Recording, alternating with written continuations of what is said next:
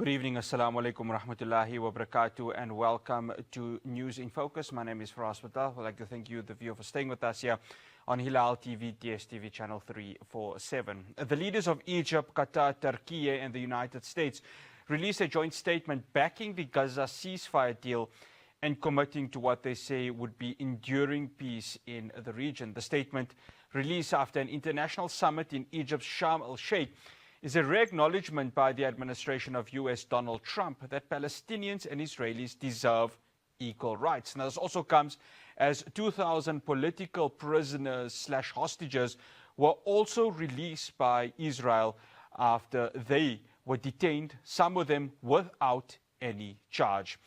Joining me now to take the discussion forward, I'd like to welcome the director of the Afro-Middle East Centre, Naeem Jeenah. Naeem, Assalamu alaikum rahmatullahi wa barakatuh. Always good having you on. Shukran so much for joining us. Assalamu rahmatullahi wa barakatuh.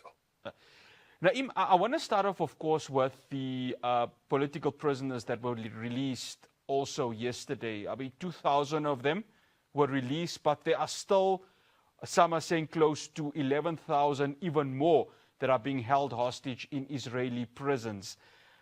Does this set the precedence for more to be released, given what we have heard from these phases of the ceasefire deal? Or is this where we are right now in terms of the 2,000 being released? No, this is the sad thing. I mean, the deal is that these 2,000 would be released. There's no talk about the others.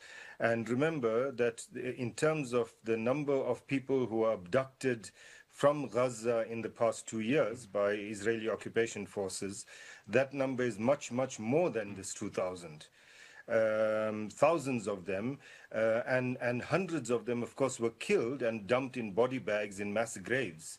So the really sad thing for people in Gaza is that yesterday, as the people were coming home, after being released, there were a large number of families that had no idea whether their loved ones would be returning, whether they would still be in prison, or whether they had been killed. Because those who had been killed and dumped in the mass graves, their names even were not released. So there's a large number of people that were just taken, abducted in the past 2 years that are still in Israeli prisons. None of us have been charged. So the vast majority of those who are there have not been charged. And then you had, of course, a number of that 2,000 are from the West Bank who have been released. And there, it includes about 250 people who are long-term prisoners. Of those 250, 154 have not been returned to their homes. They are being exiled. They know anyone else knows where they're going to be sent to. For now, they were sent to Egypt temporarily. They'll be sent somewhere else. Their families have been told that they would not be allowed to leave the country to visit them wherever they are going to. And those who did return home in the West Bank, their families were instructed by the Shin Bet, by the Israelis, not to celebrate or face the consequences. So this whole prisoner thing has been a very problematic thing from the Palestinian perspective. And of course, those who have returned, many of them will be suffering from long-term mental and other problems. They were severely physically and mentally tortured, many of them. Naeem, before we go to obviously the summit itself and the political aspects of it, Marwan Barghouti, of course, he is seen as some sort of unified figure that can bring together the factions within Palestine. I spoke to Fatin Elwan last week, a Palestinian journalist, and she said he could be a huge icebreaker in terms of uniting the factions within Palestine. I wanted to get your take on it. It doesn't seem as if Marwan Barghouti is going to be released anytime soon, but if some sort of deal, some sort of last-minute deal were to be struck with regards to him, how much of a key influential figure will he be within the Palestinian cause and its unification of the factions? So he was on the Hamas list, and in fact, he had been agreed, or it had been agreed that he would be released, and then about 2 days before, the Israelis changed their minds. So he was supposed to have been released. He was also on the previous list a few years ago. So, there's a determination to have him released, but there's also a determination from the Israeli side that he would not be released. I know that there is this kind of talk about his possible potential role. He's even been referred to as the Palestinian Mandela, for whatever that means. I think that we should wait and see. When he gets released, what kind of role he actually plays. He remains a leader of Fatah. Even though the current Fatah leadership would basically like to disown him if they could. They can't because he's so popular in Fatah. Whether he does play a unifying role, I don't think we should speculate. That remains to be seen. After he is released, inshallah, he will be. Yeah. Naeem, let's go to this so-called summit that happened yesterday in Sharm el-Sheikh. But prior to that, there was, of course, US President Donald Trump that addressed the Knesset in Israel. And there was something funny that was mentioned. I don't know if it's funny or disturbing or ignorant from his part, where he continually mentioned that this is a conflict, in his words, that was over 1,000 years old. For somebody who's leading this peace summit to probably not have a historical context of the occupation of Israel, that was quite disturbing, wasn't it? Or he knows really about the occupation, but this is just speaking to the gallery within the Knesset. No, he's been saying this for a while about this conflict that's been going on for 3,000 years, and he's now going to resolve it, and, so therefore, of course, he deserves the Nobel Peace Prize. He has a completely distorted or completely, zero understanding of history and geography. 3,000 years ago, what exactly were Palestinians, what were Jews, etc. This thing doesn't go back 3,000 years. During the Crusades, which were just a few hundred years ago, it was Muslims who protected Jews against the Christians. So his sense of history is completely warped, unfortunately. But so is his sense of geography, by the way. He's been talking about how, in praising Qatar, how Qatar is right in the center, geographically speaking, in the center of all of this taking place. Well, Qatar is not actually in the center of it, geographically speaking. And then he said that, from Iran, one step, it just takes you 1 second from Iran into Qatar. Who in his, has he ever looked at a map? So we really can't trust anything he says and can't make assumptions about his knowledge or ignorance about things. Naeem, when the ceasefire was announced, I think a lot of the concern was going to be, can it last? And of course, we're going to touch on it in the next segment. But this summit, when you look at the grand spectacle of it, what was your view on it, given that he, of course, called different world leaders, especially from Europe, to be part of this? How does the globe come in and say, well, we need to maintain it because nobody really knows what Israel's going to do in the next week, in the next 2 weeks, even the next month? Frankly, the rest of the world has no role to play in maintaining it. And Trump knows this very well. It's only the President of the United States that can impose enough pressure on Israel to abide by it. The summit served two purposes. One was to make Trump feel good that he's able to, in his words, in 20 minutes, summon 35 world leaders or heads of state, and they would just attend. or heads of state or government, and they would attend, as he said, in 20 minutes. So it made him feel good about that. And secondly, it gave the opportunity to these others to show Trump that they're willing to respond to him in 20 minutes. So it wasn't 20 minutes, a few days. Why do they need to do that? I mean, for the Europeans, they're afraid of losing American protection. They're afraid of increased tariffs on their states, etc. And so they want to placate him and keep him happy. For some of the Arabs, it's about business, it's about politics, etc. They all have their own kind of reasons why they want to keep Trump happy. And so the summit served those two purposes.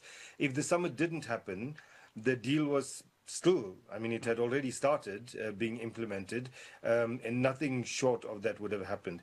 But let me also say another word about the summit thing. Right now, today we on the second day of a 3-day conference taking place in the United Kingdom. And this is a conference about, we are told, Gaza reconstruction. Lots of excitement, the World Bank is there, etc. But, you know, when I heard about this conference, my first thought was Iraqi reconstruction after the invasion of Iraq. Iraqi reconstruction was all about how to siphon off Iraqi money to pay French, British, and American contractors, so that they can, you know, build bridges at 20 or 30 times the real cost. So the idea of this is that Brits want to get in quickly, set up a thing where they can send in companies to reconstruct and get the money from the Arabs. Yeah, Naeem, I have to stop you because we are going to touch on that in a bit, specifically talking of one individual, Tony Blair. But the conversation continues after the break. And also, given Israel's previous reneging on a ceasefire back in March, should we be concerned with regards to that? My conversation with Naeem Jeenah continues after the break.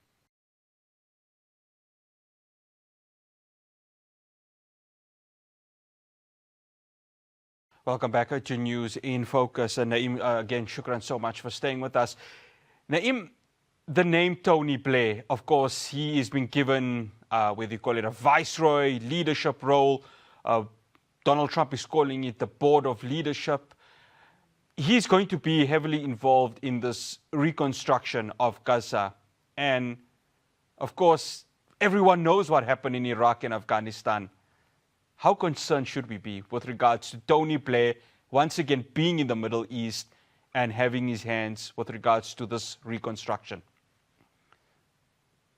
Well, if someone like Tony Blair is involved, we should be very concerned. I mean, he basically wants to be the American governor in Gaza.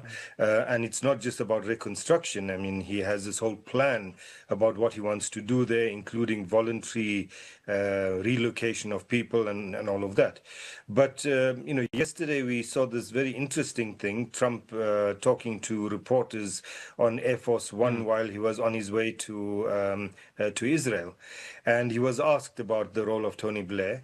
And he said, well, you know, it seems that not everyone likes Tony Blair. He's a good friend of mine, Trump said, but not everyone likes him. So we'll see. We'll decide whether he's liked, you know, how many people like him, that kind of thing. So it seems like it's not a done deal that Blair will be involved.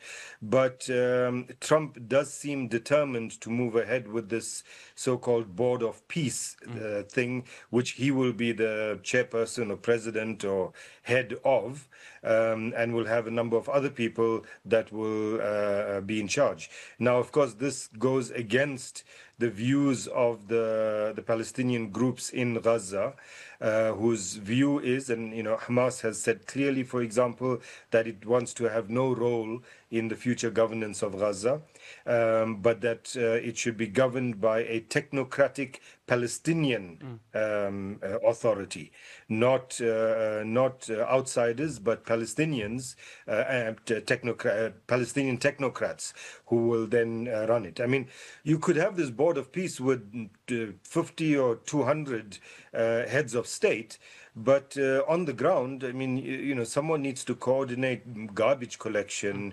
get the hospitals back running, and get the schools functioning again, etc. And that will be Palestinians. It's not going to be Tony Blair or Donald Trump or some Arab king or prince. So how all of this plays out, we wait to see. It's possible that both Trump and Hamas get their way, in that Trump gets his board of peace, and he can say that he's the chairperson of this board of peace, and Hamas gets its way in that the authority that actually runs the place is a Palestinian one. But none of that is clear. You've mentioned Palestinian, you've mentioned authority. Can the Palestinian Authority have some sort of role in terms of a technocratic aspect of this, even though the residents of Gaza have obviously had Hamas as the political leadership for the last 20 years? And of course, again, it must be stressed, they won this election democratically. How do we see the leadership in terms of Palestine working out, Naeem? Because, again, we may have this, as you say, board of peace, but it needs a Palestinian sort of leadership structure to understand the daily ongoings of the people of Gaza. Will that happen, given that Israel is still vehemently against the Palestinian Authority, even though they are the ruling sort of organization within the occupied West Bank, where in that part of Palestine you have settler attacks and continuous raids occurring by the Israeli occupation forces? The Palestinian Authority of Mahmoud Abbas is ruling nothing. I mean, he's determined, something he said a few years ago, about security coordination with Israel being, in his words, sacred. And right now, the money that is coming in from outside for the Palestinian Authority is specifically for security. I mean, in the West Bank, you're going to see infrastructure, etc., collapse because there's no money coming in from the Europeans, Americans, etc., for any of that. It's for security. The Palestinian Authority has become basically a security contractor or subcontractor of Israel. It can not only cannot defend Palestinians in the West Bank, it is responsible for killing Palestinians in the West Bank over the past few years. Any role that it thinks it can play in Gaza is a joke. And I don't think anyone in Gaza is going to allow that to happen. And the Israelis don't want to allow that to happen either. He might have some seeming friends in Britain or France or whatever, but no one really takes Abbas and his cronies seriously anymore. What is required is a proper election where you can have a new legislative council or whatever you want to call it elected and a new president elected. Abbas has been determined to ensure that after the legislative elections of 2006, there would not be another election, either for president, because his term ended in 2010, or for the legislature, whose term should have ended in 2011. And the reason for that is that he's afraid that he'll lose the election as president, and his cronies will lose the election for the legislature. And I think he's correct in that. So it's really quite a joke. And what we do require is, as the resistance is asking or demanding, a government of technocrats. You get doctors to run the health system, you get professors to run the education system, etc. People who are not linked to any particular political faction, but just are there to do the job and will get the job done. Yeah, I mean, Naeem, that's the irony of all of this, is that, of course, when you look at the Palestinian Authority, I've spoken to many Palestinian analysts, and they said, well, the Palestinian Authority really doesn't have that leadership aspect with them. You've mentioned it when it comes to Mahmoud Abbas, his willingness or the wantingness to actually hold on to that power. So it's going to be a tough one, isn't it, Naeem, in terms of who will be that leadership structure within the ground, because Hamas has stated that the first part of their disarming will, of course, lead to them being away from the political aspect of Gaza. So where do we stand on that in terms of leadership within Gaza from a Palestinian perspective? Because the Board of Peace, like you mentioned, will be there, but they won't really be on the ground to assist the Palestinians in daily lives and the daily runnings of the enclave. So let's be clear, Hamas has not said that it will disarm. The resistance factions in Gaza have not agreed that they will disarm. I mean, this is a sticking point, and we wait to see what happens. And again, to quite an extent, it depends on Trump. He changes his mind from day to day, hour to hour. But at some point in the past 2 days, he kind of gave an indication that, maybe, the resistance doesn't have to disarm. So we wait to see what happens.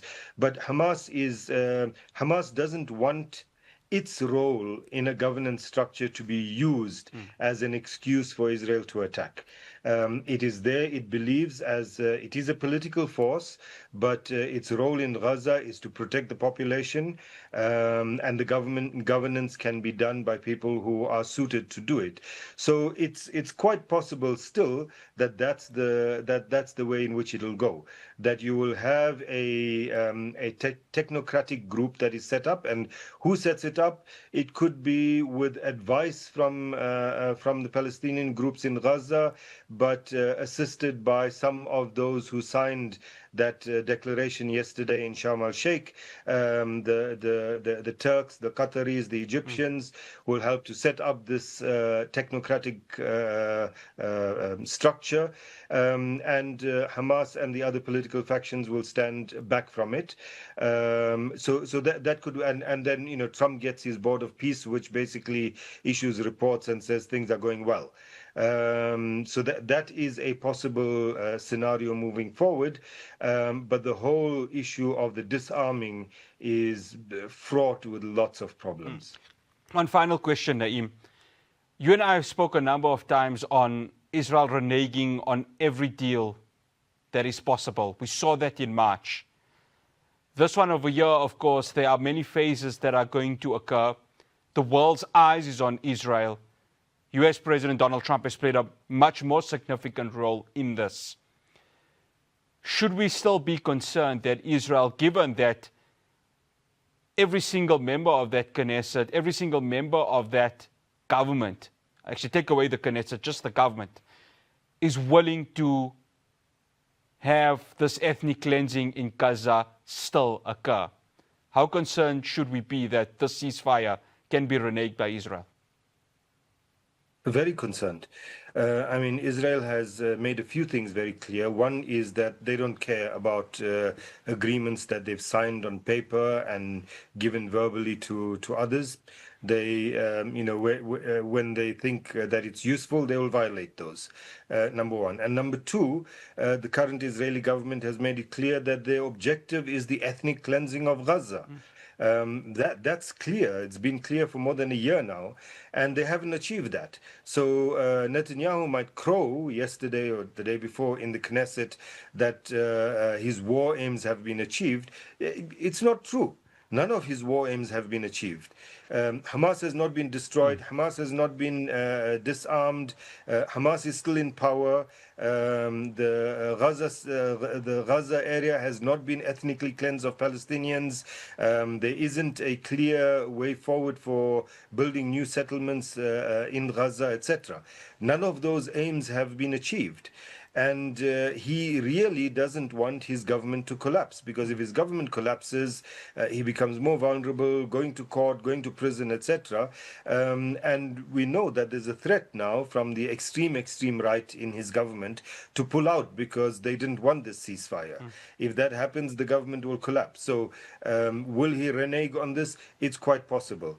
I mean, I hate to say this, and because it just makes me feel uncomfortable, but unfortunately, all of this, whether Israel sticks by the agreement really largely depends on whether Trump imposes it. Naeem? And if he does, it will happen. Naeem, sorry, we have run out of time. Always good having you on. Shukran so much for joining us. Assalamu alaikum wa rahmatullahi wa barakatuh. Wa alaikum salam wa rahmatullahi wa barakatuh. That's Naeem Jeenah, who is the director of the Afro-Middle East Centre. After the break, We're going to be speaking to Dr. Jeenah from the Dalla Umar Institute. President Cyril Ramaphosa has elected or has chosen the panel for the National Director of Public Prosecutions, though none of them have any legal experience. I'll have that conversation after the break.